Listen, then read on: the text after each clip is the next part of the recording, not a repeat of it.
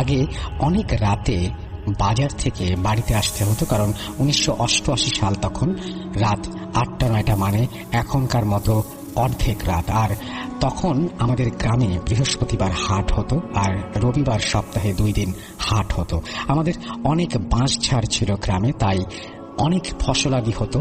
আমি প্রায় আমাদের ক্ষেত থেকে হোগলা কেটে ও বাঁশ কেটে বৃহস্পতিবার হাটে বিক্রি করতে যেতাম। ঠিক তেমনি একদিন ফলের সময় অনেক কাঁঠাল গাছ, আম গাছ, তাল গাছ হওয়ায় সেই বছর অনেক ফল হয়েছে। একবার আমার বড় ছেলে সেনাবাহিনীর চাকরি করত, সে কুমিল্লা ময়নামতি ক্যান্টনমেন্টে ছিল। তার একটি কন্যা সন্তান জন্ম হয়েছে, তাই শুনে খুব খুশি হলাম যে আমার নাতনি হয়েছে। ময়নামতি ক্যান্টনমেন্টে হওয়ার কারণে তার নাম রাখা হলো ময়না। তাই তাকে দেখতে যাব বলে ভাবলাম। ছেলেকে জানাবো না ভাবলাম, জানালে হয়তো ছেলে বলবে বাবা এটা ওটা এনো। আর এমনিতে আমি খুব কাজকে ভয় পেতাম। পৃথিবীতে আমার মতে আমি শুধু কাজকে ভয় পেতাম, অন্য কিছু নয়। ঠিক একদিন ফলের সময় কাঁঠাল আর কিছু বাঁশ নিয়ে হাটে গেলাম। বৃহস্পতিবার ছিল, হাটে কাঁঠালগুলো বিক্রি হয়ে গেল, বাঁশগুলো কিছুটা রয়ে গেল। তাই ভাবলাম যেগুলো বিক্রি হলো না এগুলো হাটেই থাক, রবিবারে হাটে বিক্রি করে দেব। তাই বলে বাঁশগুলো ইউনিয়ন অফিসের মধ্যে রেখে একটু টেনে রেখে আসলাম। আর তখন রাত প্রায় 8:30। হাটের সব মানুষ তখন যে যার মতো চলে গিয়েছে। আমার দেরি হলো, কারণ হাটের পাশে একটি গ্রাম এবং সেই গ্রামে আমার মেজ মেয়ের বাড়ি। মেজ মেয়ের ছেলে মেয়েদের জন্য কিছু মিষ্টি আর একটা বোয়াল মাছ কিনে নিলাম। হাঁটতে শুরু করলাম। মেয়ের বাড়ি বাজার থেকে 200 গজ দূরে। মেয়ের বাড়ি আসলাম, মেয়েকে বললাম বাবা তোর ছেলে মেয়েদের জন্য আমি মাছ আর মিষ্টি নিয়ে এসেছি, এগুলো রাখ।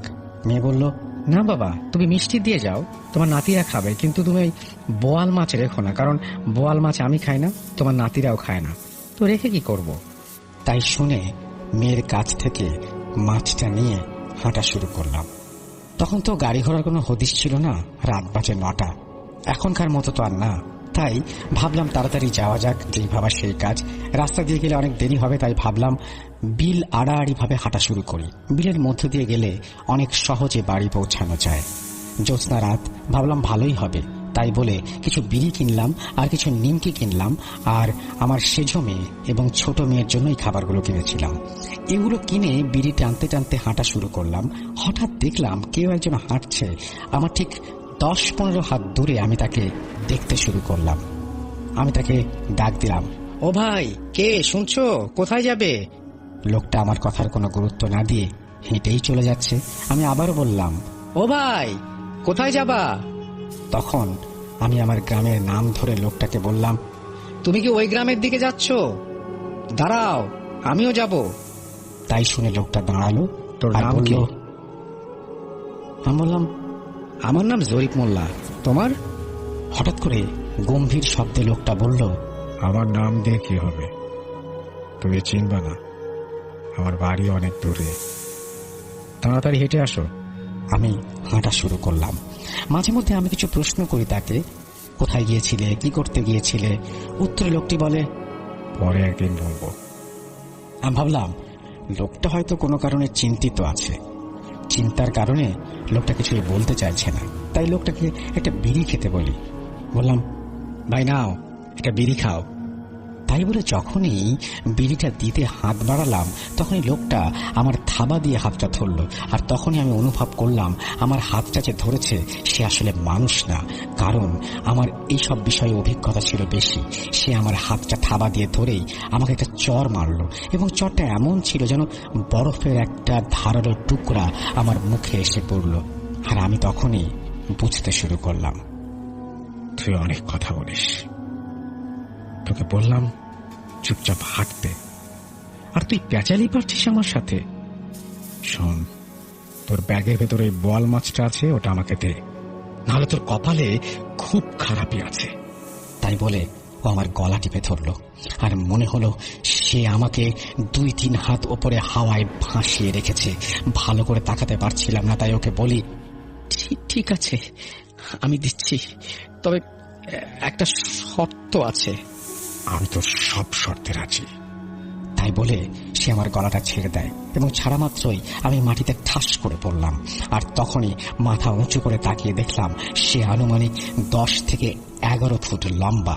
তাই আমার আর বুঝতে বাকি রইল না যে কে কার খপ্পরে পড়েছি, এবং আমি পুরোই বুঝতে পারছিলাম যে সে তার গায়ে যে কাপড়টি রয়েছে সেটিও ধপধপে সাদা, গায়ে ঘন কালো পশম। আমি সব বুঝে ফেললাম। আমি অনেক সাহসী ছিলাম, তাই এখনো দাঁড়িয়ে আছি তার সামনে।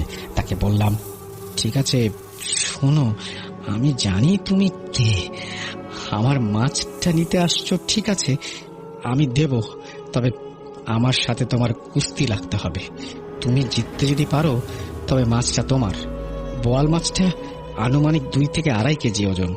তুমি নিয়ে যাবে, আমার কোনো আপত্তি থাকবে না। আর যদি তুমি হেরে যাও তাহলে আমি যা বলবো তোমাকে করতে হবে। আমার কথা শুনে অবয়বটা আমাকে বলল, ঠিক আছে হায়, তবে দেখিস তুই যেন আবার মারা না যাস। আমি বললাম, না আমি মারা যাব না, কারণ আমি আল্লাহর বান্দা, আমার ভেতর কোরআনের আয়াত আছে। আয় তবে শোন, কোনো ছল করবি না আমার সাথে। ও বলল, ঠিক আছে। তাই বলে আমার সাথে প্রায় 1.5 ঘন্টা কুস্তি হয়েছিল। একটা সময় আমার শরীরের সমস্ত শক্তি আমি হারিয়ে ফেলেছিলাম, আর তখনই ও আমাকে বশ করে ফেলেছিল। মাঝে মাঝে আমি হাত পা মেলে দিয়ে চিৎকার করছিলাম। তখনই আমাকে বলে, কিরে তুই না আল্লাহর বান্দা, তুই না বললি তুই ভয় পাস না আমি হেরে যাব? কোথায় গেল তোর এই সাহস? আর তখনই আমার ভেতর শক্তি কোথা থেকে যেন অলৌকিকভাবে সাহস তৈরি হলো। মুখ থেকে মনে হলো অজান্তেই সূরা কালাম বের হতে শুরু করলো। আর তখনই সে আমার থেকে দূরে ছিটকে গেল, আমার কাছে আসতে পারছিল না। আমি তখন ওকে বললাম, কিরে দেখলি আমার ভেতর বললাম না কোরআনের আয়াত আছে? তুই হেরে গেছিস, আমি জিতে গেছি, তাই তুই ওই বোয়াল মাছটা পাবি না। মাছের ব্যাগটা নিয়ে আমি হাঁটা শুরু করলাম, আর তখনই ও পেছন থেকে এসে খুব জোরে জোরে হেঁটে আমার সামনে আসে, তবুও আমার থেকে 2 হাত দূরে থাকে। শোন, ভালো করছিস না তুই, ওই বোয়াল মাছটা আমাকে দিয়ে যা, না হলে আমি তোকে বাড়ি যেতে দেব না। রাত তখন অনেক, জোনাকি পোকার ঝিনঝিন শব্দে রাতটা যেন আরো ভয়ঙ্কর লাগছে। তবু আমি জেদ ধরে রেখে মাছটা ওকে দিতে চাইলাম না। বললাম, শোন, তোকে মাছটা আমি দেব না, পারলে তুই যা করার করে নে, আমি সূরা কালাম পাঠ করতে করতে বাড়ি পৌঁছে যাব। ও বেশ কিছুক্ষণ আমার পেছন পেছন আসছিল, তারপরে সে আমার নাম ধরে বলে উঠল, শোন, তোকে আজকে ছেড়ে দিলাম, আবার দেখব, কিন্তু তুই বাঁচবি না তা বললাম। ও চলে গেল। হঠাৎ করে কেমন একটা গরম বাতাস আমার শরীরে এসে লাগলো। এত গরম বাতাসটা যেন মনে হচ্ছিল আমি আগুনের কাছে দাঁড়িয়ে আছি, বা কেউ আমার শরীরের কাপড়ে আগুন ধরিয়ে দিয়েছে। বাড়িতে ঢুকেই আমার মেয়েদের নাম ধরে ডাক দিলাম। মেজ মেয়ের বাড়ি থেকে ঘুরে আসছি, তাই সবাইকে বললাম। আমার কথা শুনে সবাই খুব খুশি হলো, কিন্তু হঠাৎ আমার ছোট মেয়ে, আমার স্ত্রী, বলে উঠল, কি ব্যাপার, তোমার সারা শরীরে এত কাঁদা কেন? তুমি কি কাদায় গোসল করে আসলে নাকি? তখন আমি আমার স্ত্রীকে বললাম, মাছ নিয়ে আসছি, বোয়াল মাছ, মেজ মেয়ের বাড়ির জন্য কিনেছিলাম, কিন্তু বললো ওরা খায় না। আমি কি জানি যে মাছ নিয়ে ফিরে আসতে হবে? নাও এখনই রান্না করো। সবার চোখ মুখে তখন ঘুম, তবু আমার স্ত্রী, আমার সেজ মেয়ে, বলল, ঠিক আছে রান্না করে আনছি, তুমি গোসল করে আসো।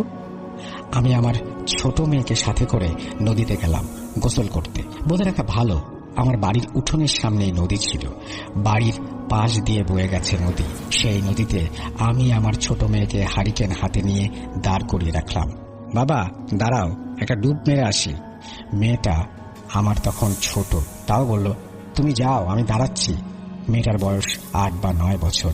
আমি যখনই নদীতে ডুব দিলাম তখনই কেউ একজন আমার ঘাড় ঘেঁষে মনে হচ্ছিল আমাকে কাদার নিচে নিয়ে যাচ্ছে। আর তখনই আমার হাতে কেমন যেন একটা পায়ের ধাক্কা পেলাম। আমি সূরা কালাম আবারও পড়তে শুরু করলাম। তারপর আস্তে আস্তে আমার শরীর কেমন যেন ভার হয়ে গেল। তখন আমার মেয়েটাকে রেখেই আমি নদী থেকে বাড়ি চলে আসি। কিভাবে আসলাম জানি না, তবে 10-15 মিনিট পর আবার মেয়েটা কাঁদতে কাঁদতে এসে আমার স্ত্রীকে বলল, মা, বাবা কই? গোসল করতে গিয়ে ডুব দিল নদীতে, আর ওঠে নাই, তুমি তাড়াতাড়ি আসো। মাছটা মাত্র কেটেছে আমার স্ত্রী, তখন আমার স্ত্রী রান্না ফেলেই দৌড় দিয়ে বের হয়ে গেল। আমার কানে কান্নার শব্দ ভেসে আসলো, আর তখনই আমি উঠলাম। উঠে গিয়ে দেখি আমি বিছানায় শুয়ে আছি। তখন রুম থেকে বের হয়ে দেখি আমার স্ত্রী, মেয়েরা উঠোনে নামছে। তখন পেছন দিক থেকে আমি ওদের বললাম, কি ব্যাপার, কোথায় যাচ্ছ? এখনো রান্না করো নাই? আমার স্ত্রী কথা শুনে বলল, তুমি ঘরে কখন আসলে? ছোট মেয়ে বলছিল তুমি নাকি নদীতে ডুব দিয়ে আর উঠো নাই, তাহলে ঘরে কিভাবে আসছো? তাই বলে আমার স্ত্রী আর আমার মেয়েকে নিয়ে তারা ঘরে ফিরে আসলো। বারবার বলছিল, বাবা তুমি ঘরে আসলে কিভাবে? তুমি তো ঘাট থেকে ওঠো নাই, ঘাটের সামনে তো আমি দাঁড়িয়েছিলাম। আমি মেয়েকে ধমক দিয়ে বললাম, তোকে তো আমি ডাকলাম, তুই ঘুমের ঘোরে বুঝতে পারিসনি, ওখানে থেকে গেছিস। মাছটা রান্না করেছো? আমার স্ত্রীকে বললাম।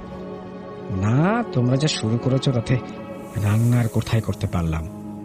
যখন এটা বলে আমার স্ত্রী ঘুরে আবার রান্নাঘরের দিকে যাচ্ছিল, তখনই আমি ওর হাতটা ধরে গায়ের শক্তিতে ওকে একটা চর মারলাম। আমার জীবনে এত শক্তি দিয়ে আমি কোনোদিন মারিনি, বা আমি কোনোদিন আমার স্ত্রীর গায়ে হাত তুলিনি।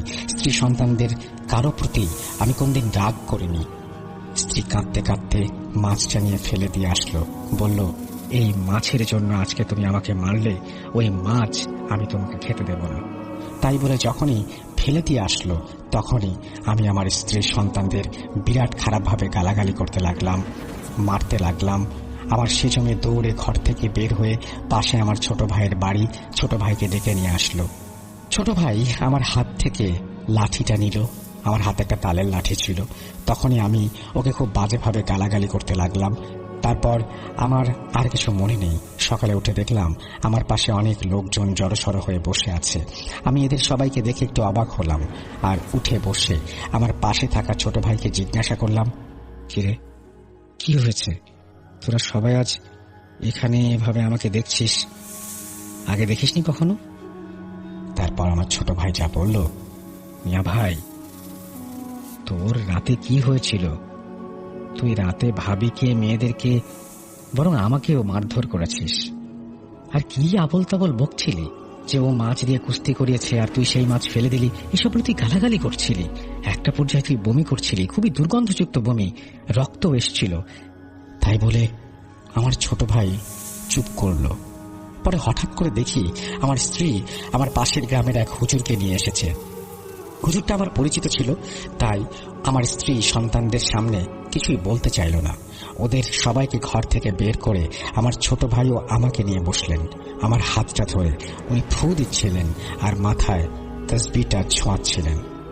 শোন, তোর তো সাহস মন্দ না, তুই কেন একটা বোয়াল মাছের জন্য নিজের জীবনকে এত বড় ঝুঁকিতে রেখেছিলি?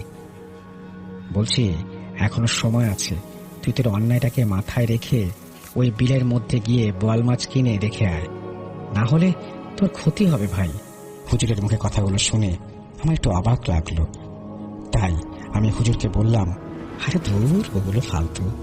তাই বলে আমি রুম থেকে বের হয়ে আসলাম, আর হুজুর দুপুরে আমাদের বাড়ি খাওয়া দাওয়া করে চলে গেলেন। ভালোই কাটলো দুদিন। হঠাৎ একদিন রাতে আমি আবার হাট থেকে আসছিলাম। সেদিন সাথে ছিল আমার ছোট দুই ভাই। হাঁটতে হাঁটতে এক পর্যায়ে বিলের মাঝামাঝি যখন আসি, তখন হঠাৎ করে মনে হলো আমরা দুজন না তিনজন। আমি আমার ছোট ভাইকে বললাম, কিরে নেদু, তোর কি কিছু মনে হচ্ছে? ভালোবেসে ওকে আমি ওই নামেই ডাকতাম। ভাই বলল, না তো, কেন মিয়া ভাই? বলা মাত্রই পেছন থেকে একটা আগুনের গোলা আমার মাথার ওপর দিয়ে শোঁ করে পূর্ব দিক থেকে পশ্চিম দিকে চলে গেল। আর তখনই আমার ভাই ওটা দেখলো এবং আমার ছোট ভাইকে বললাম, কি ব্যাপারটা হলো বলতো?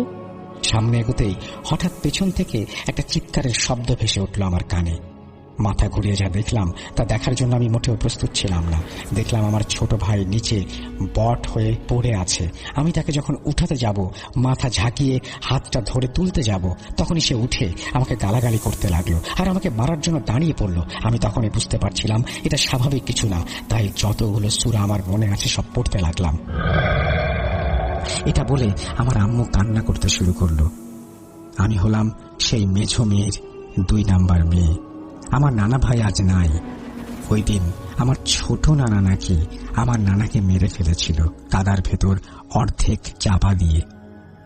আম্মুর কাছ থেকে গল্পটা শোনা, তবে ছোট নানা বড় নানাকে মেরে ফেলেছিল, তার জন্য 3 বছর আমার ছোট নানার জেল হয়েছিল। হঠাৎ একদিন আমার নানি স্বপ্নে দেখেছিল যে আমার নানা ভাই ওনাকে বলছে ওনার ছোট ভাই নাকি ওনাকে মারে নাই, ওনার ওপর জিনের আসর হয়েছিল, তাই ছোট নানাকে যেন জামিন করানো হয়।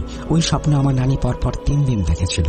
তারপর আমার নানি কোর্টে গিয়ে নড়াইল ঘর থেকে মামলা উঠিয়ে নেয় এবং আমার নানাকে মুক্ত করে নিয়ে আসে। রাসেল ভাই, গণনা শেষ করলাম। লেখায় ভুল ত্রুটি হলে ক্ষমা সুন্দর দৃষ্টিতে দেখবেন। এই ঘটনাটা আপনি পাঠিয়েছেন বলে আপনাকেও ধন্যবাদ। এবং তিনি তার নামটা বলেছেন, কিন্তু তার নামটা তিনি গোপন রাখতে বলেছেন, সুতরাং আমি অবশ্যই আপনার নামটা গোপন রাখছি এবং আপনার নামটা আমি কাউকে জানতে দিচ্ছি না। Thank you very much. আপনি যে কষ্ট করে আমাদের ঘটনা পাঠিয়েছেন সেই জন্য। আশা করছি আপনার ঘটনা সবার ভালো লেগেছে। যদি ভালো লাগে তাহলে নিজেকে ধন্য মনে করব। আমরা চলে যাচ্ছি আমাদের পরবর্তী ঘটনায়। শুধুমাত্র আমি এটুকুই বলতে চাই যে আমি তরুণ সমাজের প্রতি আস্থা রাখতে চাই। তারুণ্যই আমাদের শক্তি। আমি শুধু এটুকুই বলবো এবং আমি সেটা জানি যে আর যাই হোক না কেন, তারুণ্য কোনো সময় কখনোই ভুল করবে না। আর যদি ভুল করে আমাদের তারুণ্য, তাহলে সেক্ষেত্রে দেখা যাবে যে আমাদের সমস্ত আশাই ভেঙে যাবে। সুতরাং আমি শুধুমাত্র একটা জিনিস বলেছিলাম, সবসময়ই বলি যে দেশকে ভালোবাসা বা দেশের কাজ করার ব্যাপারটা তো কঠিন কিন্তু না। নিজের জায়গা থেকে নিজের কাজটা করলেই হয়। আর তার পাশাপাশি আপনি যদি বেরিয়ে যেতে পারেন শহরকে পরিচ্ছন্ন রাখার কাজে, মানুষকে সাহায্য করার কাজে, তাহলে তার কথাই নেই, দেশ এগিয়ে যাবে বিদ্যুৎ গতিতে। আমরা চলে যাচ্ছি আমাদের প্রথম ঘটনায়। আশা করছি ভালো লাগবে আপনাদের। আমি সহ আমার ইউনিয়নের মোট 13 জন সাথী সহ চিল্লায় বের হই 40 দিনের জন্য গত 2021 সালে। শুরুতে আমাদের রোগ পড়ে গাইবান্ধা জেলার গোবিন্দগঞ্জ উপজেলার দরবস্তু ইউনিয়নে, কিন্তু হঠাৎ করেই করোনার দ্বিতীয় ধাপের প্রকোপ শুরু হতেই আমাদের সেখান থেকে চলে আসতে হয়, কারণ অচিরেই লকডাউন শুরু হবে। তাছাড়া করোনার সময় এত দূরের মানুষ এলাকার মুসল্লিরা ভালো চোখে দেখছিলেন না, যা আমরা বুঝতে পারি। তাই 4 দিনের মাথায় টাঙ্গাইল চলে আসি।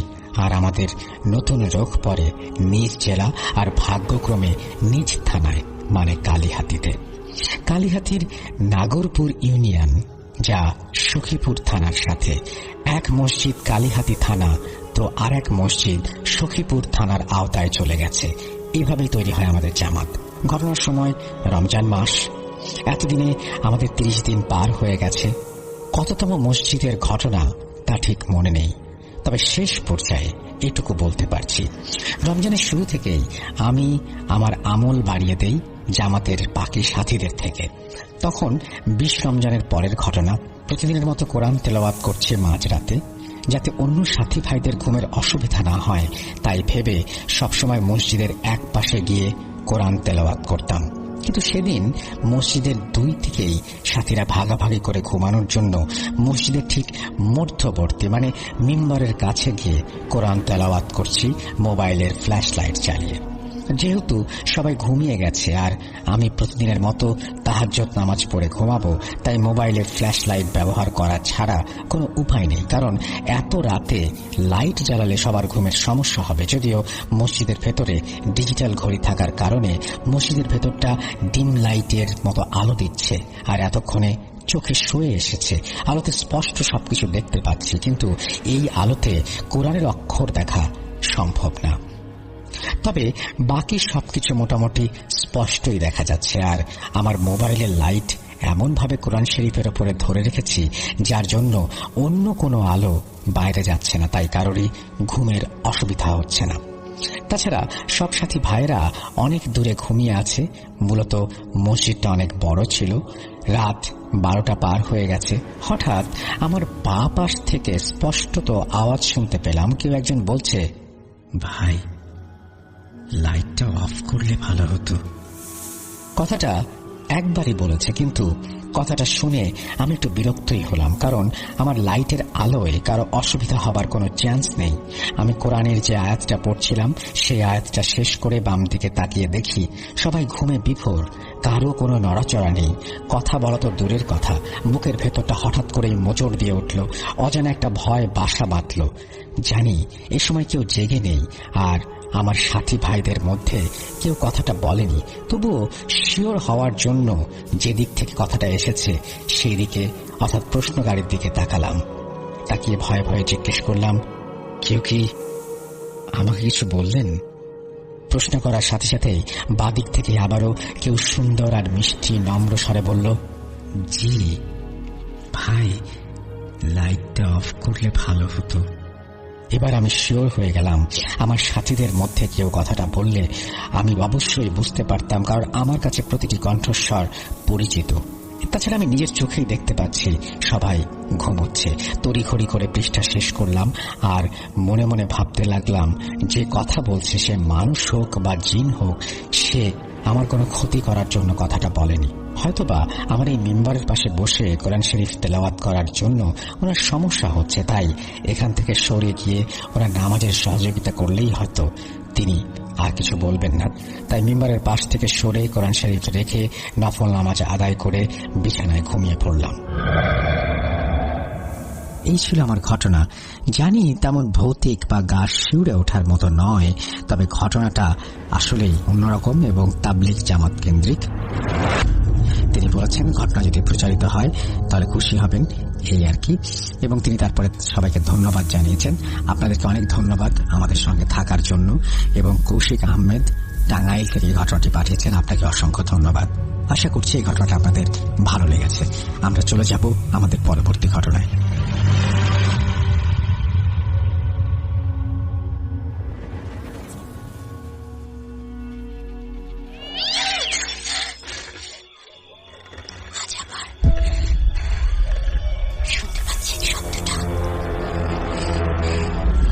ভয়ের আরেক নাম ভূত.com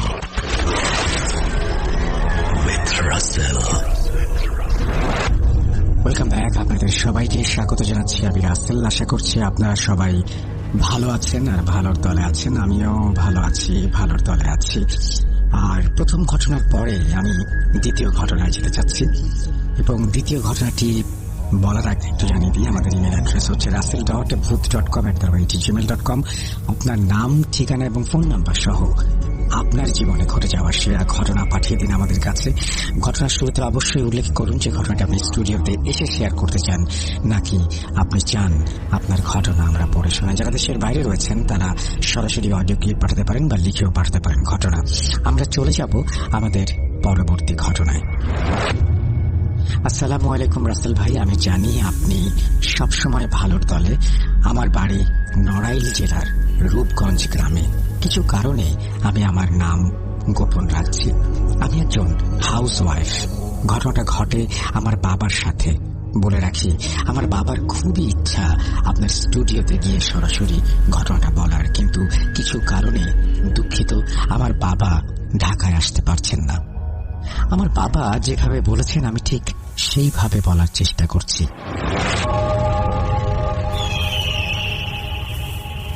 আমি বিয়ে করি 1986 সালে। তখন আমি বেকার, কিছুই করতাম না। আমার স্ত্রী তখন ক্লাস 9-এ পড়তো। বলতে পারেন আমাদের সম্পর্কের বিয়ে ছিল, আর তাই আমার পরিবার থেকে কখনো মেনে নেয়নি। দুইটা কারণ ছিল মেনে না নেয়ার। প্রথমত, আমার স্ত্রীর গায়ের রং ছিল কালো, আর তাছাড়াও আমাদের বয়সের গ্যাপটা ছিল কম, তাই আমার পরিবার থেকে মেনে নেয়নি। আমি আমার স্ত্রীকে অনেক ভালোবাসতাম, তাই নিজেরাই বিয়ে করতে বাধ্য হই। আমি বিয়ে করার পর আমি আমার স্ত্রীকে ঢাকার নারায়ণগঞ্জে কাঁচপুর আমার বড় আপার বাসায় নিয়ে আসি। আমরা 7 ভাই বোন, আমি মেজো। আমার বড় আপা তখন মাত্র তার বিয়ে হয়েছে, আর আমার বড় আপা আমাকে খুব ভালোবাসতেন। আমার বড় ভাই, মানে আমার থেকে বড় আপার ছোট, যে সে এখনো বিয়ে করেনি, তার আগেই আমি বিয়ে করে ফেলেছি। তাই বাড়ি থেকে সবাই আমার দুলাভাইকে বলল আমাকে যেন জায়গা না দেয়। কিন্তু আমার বড় আপা, আমি আগেই বলেছি যে আমাকে খুব ভালোবাসতো, সে আমাকে ফেরাতে পারেনি। আমি আমার বড় আপার বাড়িতে থাকি। আমার স্ত্রীকে নিয়ে 2-4 দিন এভাবেই কেটে গেল। পরে আমার দুলাভাই আমাকে একটা চাকরি দিল, একটা জুট মিলে। নামটা ছিল তাজ জুট মিল। এভাবেই আমি চাকরি শুরু করলাম। আস্তে আস্তে কেটে গেল 6 মাস। হঠাৎ আমার সাথে পরিচয় হলো আমার মেকানিক্যাল ডিপার্টমেন্টের এক ভাইয়ের সাথে। সেই ভাই জানতো কুফরি কালাম, যাকে বলা যায় কালো জাদু। তখন ওই ভাই আমাকে বলল, শরীফ, তুমি তো জানো আমার পরিবার থেকেও আমাকে মেনে নিতে চাইতো না। তখন আমি একজনের কাছ থেকে এই কুফরি কালাম শিখেছিলাম এবং পরিবারের ওপর জাদু করে আমি আমার বাড়িতে উঠেছি। ওটা শুনে আমার ভেতর কৌতূহল জাগলো, আর আমিও ওনাকে অনুরোধ করেছিলাম, ভাই আপনি আমাকে শিখিয়ে দিন। পরে উনি একটা সময় রাজি হলেন আর বললেন, ঠিক আছে, আমাদের যখন ডিউটি হবে তখন তোমাকে শিখিয়ে দেব। আর অন্যদিকে আমার আম্মা করলেন আমার উপরে কালো জাদু, যেন আমি বাড়ি ফিরে যাই আর আমি যেন তাদের সাথে যোগাযোগ করি। হঠাৎ একদিন আপা বলল, আম্মা ফোন দিয়েছিল তোর দুলাভাইয়ের কাছে। বাসায় ফোন ছিল না, দুলাভাই একটা প্রাইভেট কোম্পানিতে চাকরি করতেন, ওনার সাথে ফোনে যোগাযোগ করা সম্ভব ছিল, আম্মা তাই করেছেন। তো আপা আমাকে আর আমার স্ত্রীকে নিয়ে বাড়িতে গেলে সবাই খুশি হয় আমাদেরকে দেখে, কিন্তু জানতাম না আমার জীবনে কি ঘটতে চলেছে। আমি মোটামুটি কিছুটা শিখেছিলাম কালো জাদু, আর মাঝে মধ্যে নিজেও কিছু করার চেষ্টা করতাম। এভাবেই কেটে যাচ্ছিল আমাদের দিনগুলো। হঠাৎ আমার একটা কন্যা সন্তান জন্ম নেয়। আমার ঘর আলো করে জন্ম নিল সে। তার চেহারা এত সুন্দর ছিল, মাশাআল্লাহ, মনে হতো জান্নাত থেকে একটি বাচ্চা নেমে এসেছে আমার কোলে। তার বয়স ছিল 7 দিন। আর এরই মাঝে আমার আম্মা আমাকে মাঝে মধ্যে তেল পড়া মাথায় ডলে দিতেন, মাঝে মধ্যে পানি পড়া লবণ পড়া দিয়ে খাইয়ে দিতেন, ছলে বলে কৌশলে নানাভাবে, যাতে আমি আমার স্ত্রী সন্তানকে তার বাবার বাড়িতে রেখে আসি, যাতে আমাদের সম্পর্ক আর না থাকে। আমি যেন পছন্দ করে, অর্থাৎ আমার পরিবারের পছন্দে অন্য কাউকে বিয়ে করি। কিন্তু কোনো কাজেই ওনার সফলতা আসছিল না। আম্মার কাজগুলো আমি ধরে ফেলতাম, কারণ আমি তখন কালো জাদু শিখে গিয়েছি। আর তখনই ঘটল এক অভিশপ্তময় ঘটনা। আমার বাবা একজন হোমিও ডাক্তার ছিলেন। আমার বাবা অনেক মানুষকে চিকিৎসা করে ভালো করেছেন, তাই মাঝে মধ্যে আমার দোকানে বসতে হতো, আর আমি বসতাম, কিন্তু আমার বাবার ঔষধের দ্বারাই কাউকে ভালো করতাম না। আমি আমার কালো জাদু দিয়ে মানুষের রোগবালাই দূর করতে শুরু করলাম। আর এরই মধ্যে কিছু ব্যক্তি জেনে ফেলল আমি কালো জাদু জানি। আমার আম্মা খুব বিরক্ত হয়ে যাচ্ছিল যে তার কোনো কাজই সফলতা পাচ্ছে না কেন। আম্মা জানতে পারল যে ওনার করা কালো জাদু আমার করা কালো জাদুর কাছে হেরে যাচ্ছে, তাই উনি আরো চেষ্টা করল শক্তিশালী কোনো কিছু করার। আর এদিকে হঠাৎ করে আসলো আমার কাছে একজন ব্যক্তি, এসে বলল, ভাই শুনেছি তুমি নাকি কালো জাদু পারো। আমার মেয়ে চলে গেছে পাশের গ্রামের একটা ছেলের সাথে। আমি চাই আমার মেয়ে যেন সেই ছেলেকে ভুলে আমার কাছে চলে আসে। তুমি একটু উপকার করো ভাই, তোমারও তো মেয়ে আছে। আগামীতে তোমার মেয়েও যদি এমন কিছু করে বসে তখন তুমি কি করবা? একটু চিন্তা করে দেখো, উপকার করো ভাই। লোকটির কথা শুনে আমার খুব মায়া লাগলো, তাই আমি আমার নিজের কথা চিন্তা করে দেখলাম যে এটা ভুল। আজ সেই মেয়েটা তাকে ভালোবাসে বিধায় তার কাছে গেছে, যেমন আমার স্ত্রী আমার কাছে এসেছিল জীবনের সব কিছু ত্যাগ করে। কিন্তু কি করব, মায়াও লাগছিল লোকটির কান্না দেখে, আবার রাগও হচ্ছিল।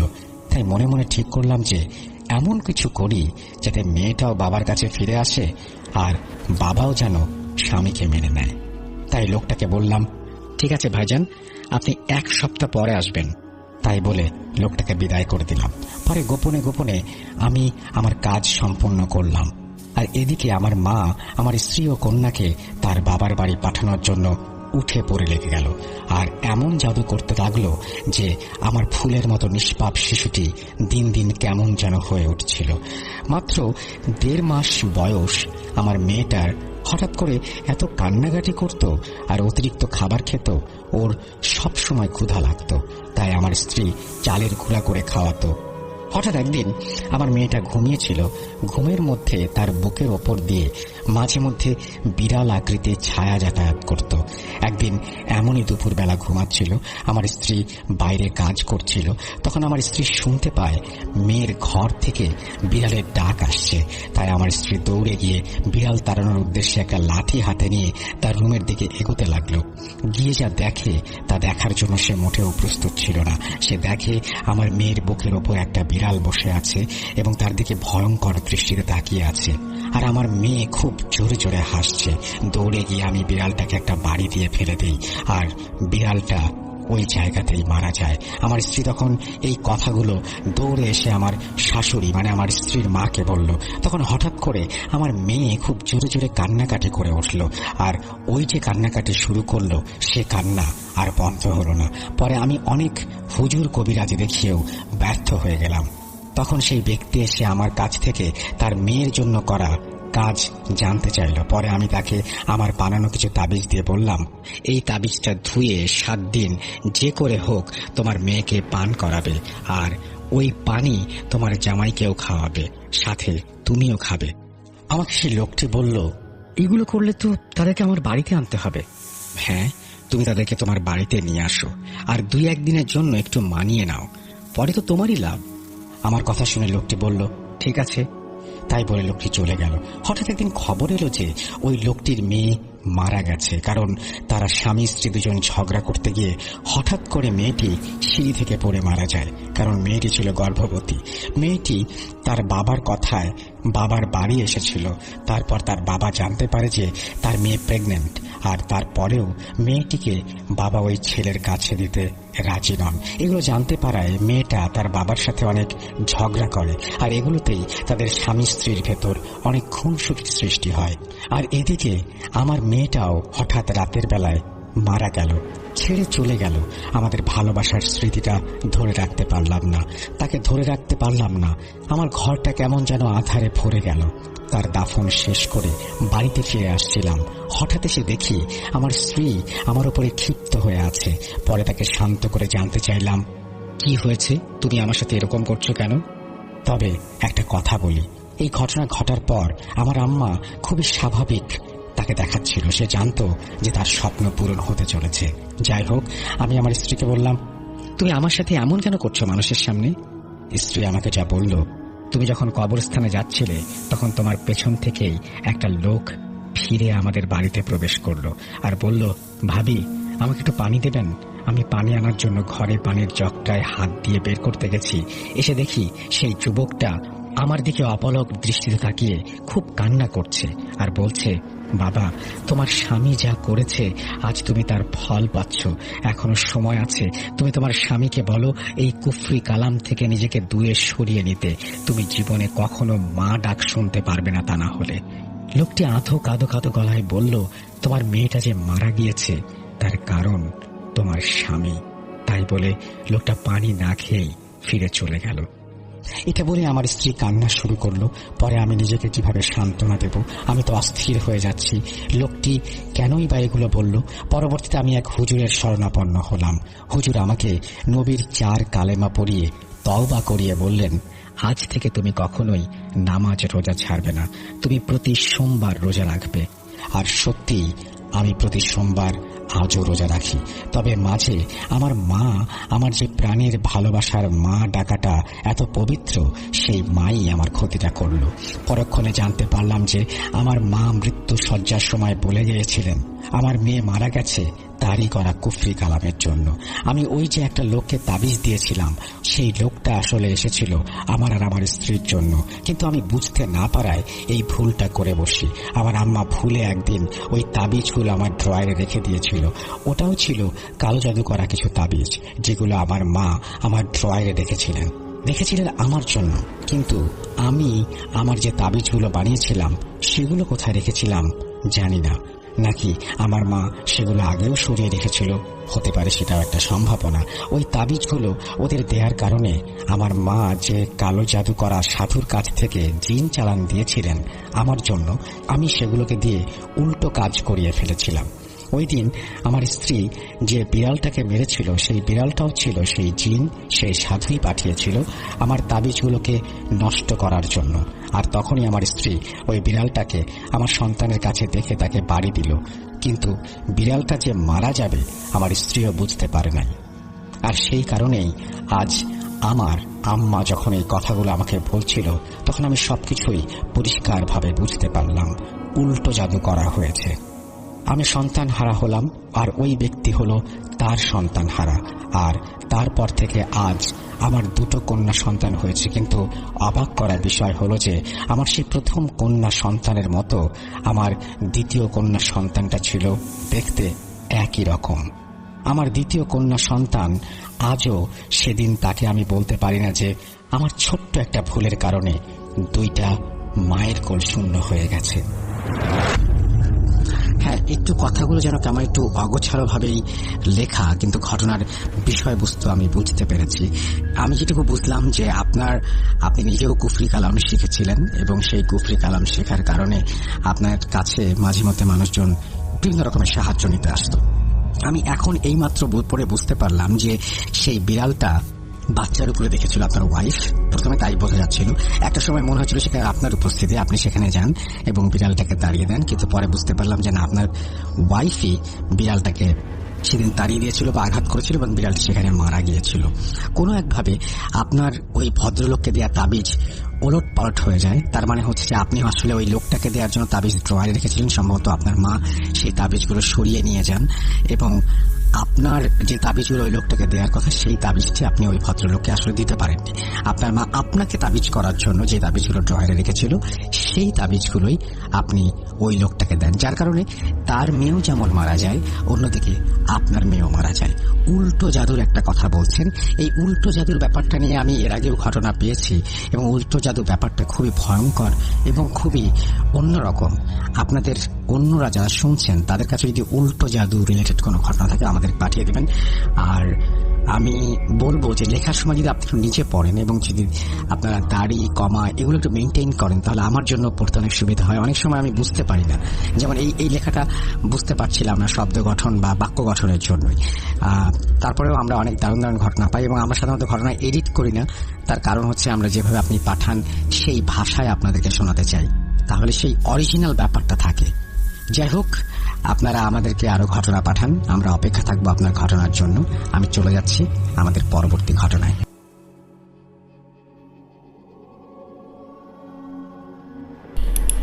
হ্যালো, কেমন আছেন আপনারা? আশা করি আপনারা সকলে ভালো আছেন এবং সকলে ভালো তলে আছেন। বরাবর মতন আরেকটি ঘটনা নিয়ে হাজির হলাম। আশা করি আজকের ঘটনাগুলি আপনাদের খুবই ভালো লাগবে। ভিডিওটি শুরু করার আগে যে সমস্ত বন্ধুরা আমাদের এই চ্যানেলের নতুন দর্শক, অবশ্যই চ্যানেলটি সাবস্ক্রাইব করুন আর পাশে থাকা বেল আইকনটি ক্লিক করে দিন, কেননা পরবর্তীতে ভিডিওগুলো পাওয়ার জন্য। তো চলুন আমরা বেশি না কথা বলে চলে যাচ্ছি ঘটনায়। আশা করি আজকের ঘটনাগুলি আপনাদের খুবই ভালো লাগবে। যেভাবে লেখা আছে আমি সেভাবে পড়ছি। হ্যালো সবুজ ভাই, কেমন আছেন? আশা করি ভালোই আছেন। আমি তপন কুমার। আজকে যে ঘটনাটি লিখে পাঠাচ্ছি সেটা আমার সাথে ঘটা নয়, আমার বাড়ির পাশে দূর সম্পর্কে এক কাকার সাথে ঘটেছে। কোনো কারণে তার নাম বলতে পারছি না, তার নামটি কাল্পনিক রেখেই ঘটনাটি লিখে পাঠাচ্ছি। আমাদের গ্রামের মান্যগণ্য মানুষদের মধ্যে সেই কাকা ছিলেন একজন ধরি, তার নাম অমল পাল। পেশা একজন স্কুল শিক্ষক। বিবাহিত বউ, সংসার নিয়ে খুব ভালোভাবে তাদের দিন কেটে যাচ্ছিল। একদিন অমল কাকা রাতে শুয়েছিলেন। বলে রাখা ভালো, অমল কাকাদের একতলা ছাদের বাড়ি, চারপাশে কোথাও ফাঁকা নেই। বাড়ির আশেপাশে আরো ঘর বাড়ি আছে, তাদের বড় বাড়ি পাশের আমাদের বাড়ি। তো একদিন রাতের বেলা কাকা নাকি শুয়েছিলেন। তখন কত রাত হয়েছে তার ঠিক খেয়াল নেই। হঠাৎ করে অনুভব করতে পারে তাদের ঘরের মধ্যে কেউ হেঁটে বেড়াচ্ছেন আর হাঁটার শব্দে তার কানে এসে লাগছে। আলো বন্ধ, অন্ধকার ঘর। তিনি অন্ধকারের মধ্যে সামনে তাকিয়ে দেখার চেষ্টা করে, কিন্তু অন্ধকারের মধ্যে কি তিনি কাউকে দেখতে পান না। তবে আস্তে আস্তে চোখটা সয়ে আসলে আর তখনই তিনি অল্প অল্প দেখতে পারছেন। মৃদু আলোয় অন্ধকারে তিনি দেখতে পারেন তার অন্ধকারের ঘরের মধ্যে কোনো নারী মূর্তি হেঁটে বেড়াচ্ছে। তার চুল খোলা, সাদা রঙের কোনো শাড়ি পরা, অদ্ভুত একটা জ্যোতি বের হচ্ছে যেন। তিনি তখনই পাশে হাত দিয়ে দেখে যে পল্লবী কাকি আছে কিনা। তিনি কিন্তু কাকি তো তার পাশে ঘুমাচ্ছে। তাহলে সামনে কে? কথাটা ভাবতে তার বুকের মধ্যে মোচড় দিয়ে ওঠে। রাতের বেলা এই অন্ধকারের মধ্যে সামনে হেঁটে বেড়াচ্ছে, তাই ভাবতে থাকে। এমন সময় অমল কাকা খেয়াল করে ওই নারী মূর্তিটা হাঁটতে হাঁটতে সোজা তার সামনে এসে দাঁড়িয়েছেন, যেন তার দিকে দৃষ্টিতে তাকিয়ে আছে। মূর্তিটা বড় বড় চোখ, লাল চোখ দিয়ে যেন তাকে গিলে খেতে যাচ্ছে। এত আক্রোশ সেই চোখে যা বলে বোঝানো সম্ভব নয়। তবে অমল কাকা তখন বুঝতে পারছে না তার সাথে কি হচ্ছে, এমনকি তিনি নিজের শরীরও নাড়াতে পারছে না। তার ঠিক তখনই স্পষ্ট দেখতে পারে সামনে দাঁড়িয়ে থাকা মেয়েটা মুখটা কুচকুচে কালো, চোখের স্থলে কেউ যেন 2 টুকরো কয়লা বসিয়ে দিয়েছে। অদ্ভুত আক্রোশে এই নারী মূর্তিটা আমল কাকাকে দেখছে আর তার দিকে একটু একটু করে এগিয়ে আসছে। আমল কাকা এসব দেখতে চাচ্ছে না, নিজের চোখে বন্ধ করতে চাচ্ছে কিন্তু পারছে না, এমনকি সে নিজের শরীর নাড়াতে পারছে না, তার থেকে নিজের দৃষ্টিও সরাতে পারছে না। অদ্ভুত কোন আক্রোশে সে এসবে দেখাচ্ছে সে নিজেও জানে না। ভয়ে তার সারা শরীর ঘেমে যাচ্ছে, শ্বাসপাস বেড়ে যাচ্ছে, এখনই যেন তার জীবন বেরিয়ে যাবে। কিন্তু বাঁচার জন্য সে কি করবে তার কিছুই বুঝে উঠতে পারছে না। আর তখনই কাকি পিছন থেকে ডাক দেয়, এই তুমি এই রাতে বসে আছো কেন? তুমি বসে আছো কেন? ঘুম হচ্ছে না নাকি? শুয়ে পড়ো। কথাটা বলে না কাকি অমল কাকার গায়ে হাত দেয়। অমল কাকার শরীর কেঁপে ওঠে, যেন দেহে প্রাণ জান ফিরে এসেছে। আর তখন দেখতে পারে সামনে অন্ধকারময় শরীরটা সেখান থেকে অদৃশ্য হয়ে যায়, সামনে আর কিছুই নেই। কিন্তু এসব কিভাবে সম্ভব? সে তো এতক্ষণ চোখের সামনে তাকে দেখেছিল, তাহলে এক নিমিষেই গেল কোথায়?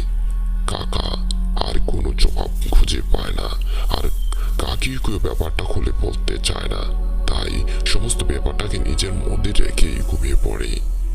এরপর 2 দিন 3 দিন চলে যায়, তবে অমল কাকা ওই রাতের ব্যাপারটা কাকিকে বলতে পারে না। একটা অজানা ভয় সবসময় তার সম্মধ্যে কাজ করছিল। তবে সে যখন বাড়িতে থাকতো প্রায় একটা জিনিস লক্ষ্য করত, অন্য অন্য জায়গা থেকে গুমোট বাড়ি কাকাদের বাড়িতে বেশি ঠান্ডা থাকতো, চারপাশে কোথাও কোথাও বাতাস নেই, এমনকি একটা কোনো পাখি তাদের ছাদে এসে বসে না। চারপাশে এমন গুমোট পরিবেশ যেন তার ঘরে থাকতে দম বন্ধ হয়ে যেত। একদিন অমল কাকা স্কুল থেকে বাড়ি এসেছেন, তখন প্রায় সন্ধ্যা সন্ধ্যা লাগা ভাব। বাড়ি এসে দেখে যেন কাকি রান্না করছেন। তখনই তিনি সামনের দিন এগিয়ে গিয়ে কাকিকে চা করতে বলে, কিন্তু কাকি তার কথা শুনে জবাব দেয় না। তখন তিনি চুপ করে থাকতে পারে না, হঠাৎ করেই কাকির গায়ে হাত দিয়েই ডাক দেয়। আর তখনই যেন তার সারা শরীর কেঁপে ওঠে। তিনি বুঝতে পারছে না মানুষের গায়ে হাত দিয়েছে নাকি কোনো ফ্রিজের ভিতরে হাত দিয়েছে। এত ঠান্ডা কারোর শরীরে হতে পারে তা তিনি ভাবতেও পারেনি। আর তখনই সামনে ওই মেয়েটি মানুষটা আমল কাকার দিকে ঘুরে তাকায়, আর তিনি দেখতে পারে এটা তো তার বউ নয়, অচেনা এক নারী মূর্তি।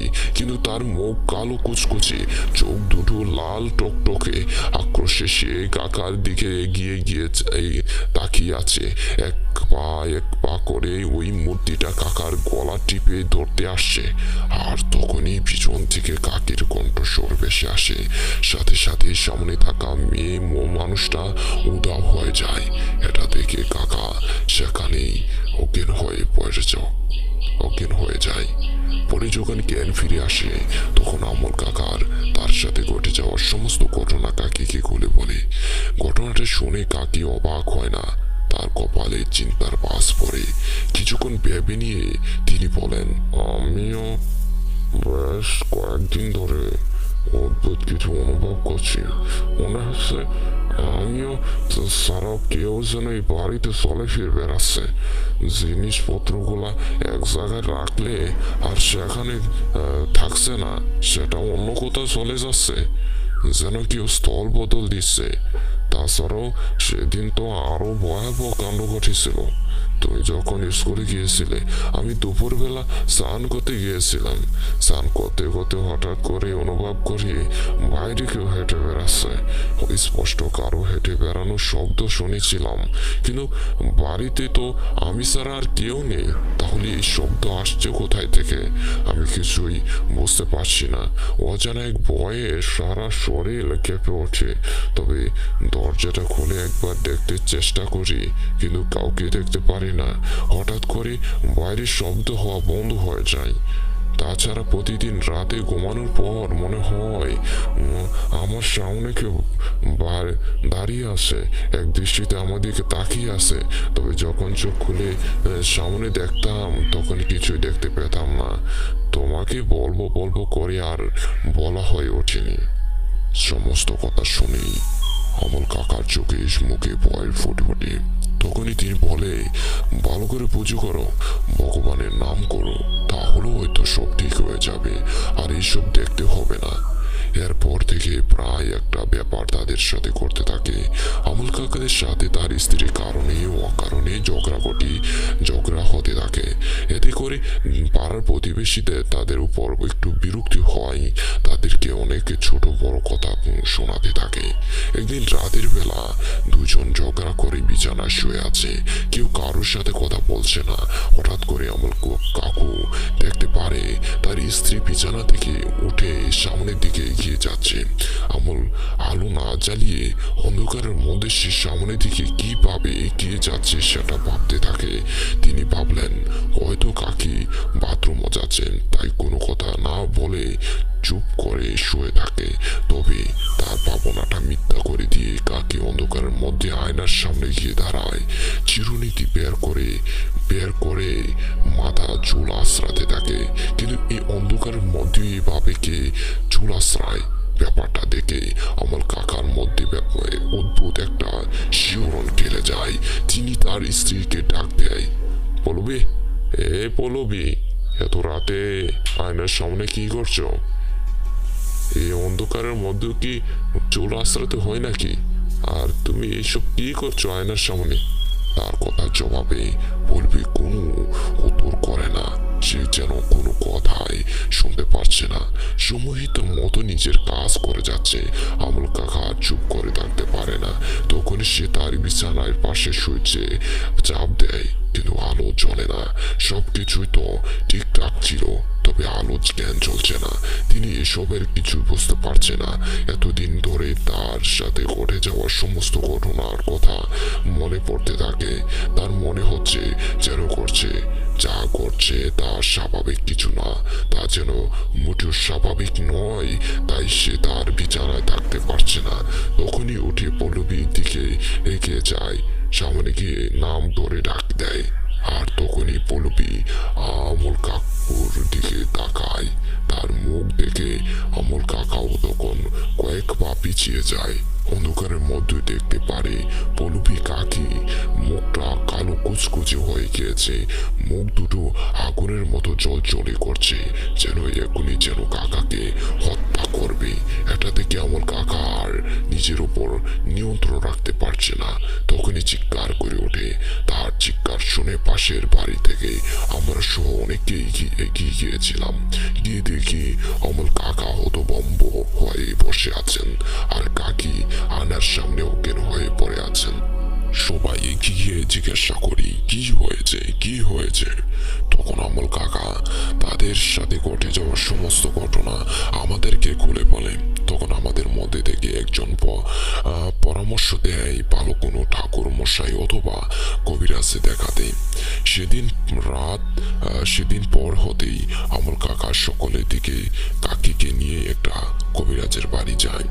সেখান থেকে এমন কিছু জেনে আসে তা আমরা শুনে রীতিমতো ভয় পেয়ে যাই। কাকা কবিরাজের বাড়ি থেকে আসার পর আমাদের জানিয়েছে যে আমাদের দূর সম্পর্কে কোনো এক আত্মীয় এই বাড়িতে কালো জাদু করেছেন। নিম্ন থেকে নিম্ন ক্রিয়ার মধ্যে সব থেকে ভয়াবহ প্রাণী কালপিশাচিনীকে এই বাড়িতে পাঠানো হয়েছে। অদ্ভুত একটা উদ্দেশ্য তাদের এই সম্পর্ক ভেঙে দেওয়া। কবিরাজের কথা মতো তিনি ঘরের পিছনে 3টি মাদুলি পায় আর বাড়ি কোনায় কালো কাকের পাখনা পড়ে থাকতে দেখেন। সেখানে খনন করে একটা মরা কঙ্কাল খুঁজে পায়। তাছাড়া নাকি জলের ট্যাঙ্কের মধ্যে থেকে একটা মরা শুকিয়ে যাওয়া সাপ পাওয়া গিয়েছিল, যার জল তারা এতদিন পান করছিল। তবে কবিরাজ এটা তাদের জানিয়ে দিয়েছে তাদের এই বাড়িতে থাকা ঠিক হবে না। বিশ্বাসকে এই বাড়ি থেকে আটকে দিয়েছেন, কেউ যেন এই বাড়িতে না থাকে। তাই আমল কাকা দিন 10 মধ্যেই বাড়ি ছেড়ে চলে যায়। তবে তবে সবুজ ভাই, আমি আজও বুঝতে পারছি না মানুষ এভাবে কেন মানুষের ক্ষতি করে। একটা মানুষের ঘর ছাড়া কেউ কিভাবে থাকতে পারে। এখন বাড়িটা ফাঁকা আছে, তবে রাতের বেলা বাড়িটার দিকে তাকালে মনে হয় খারাপ একটা অনুভূতি হয়। মনে হয় বাড়ি থেকে কেউ আমার দিকে তাকিয়ে আছে, আর সাথে তার সাথে অদ্ভুত একটা শিহরণ খেলে যায় শরীরের মধ্যে। ঘটনাটি এ পর্যন্তই। আশা করি ভালো লাগবে লিসেনারদের। আর এই পর্যন্তই, ভালো থাকবেন, সুস্থ থাকবেন। আল্লাহ হাফেজ।